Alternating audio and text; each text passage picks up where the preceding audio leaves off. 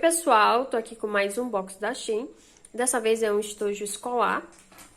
Eu achei muito lindo esse estojo. Eu pesquisei bastante. O que eu mais gostei nele foi essa divisória, porque aqui tem esse bolsinho, tem a divisão de colocar canetas. E aqui ele cabe bastante coisa, porque essa área, como ele tem dois zips, né? Ele tem esse tipo baú, quando você colocar pouca coisa, ele fica... não dá de ver, mas quando é muita coisa, calculadora e bastante caneta, então ele fica bem cheinho, por isso que eu gostei muito dele.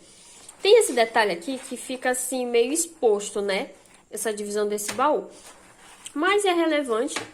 Também, uma coisa que eu não vi em detalhe foi esse tecido. Eu pensei que era algodão, mas algodão sujaria mais. E como ele é um sintético, então eu acredito que vai sujar bem menos.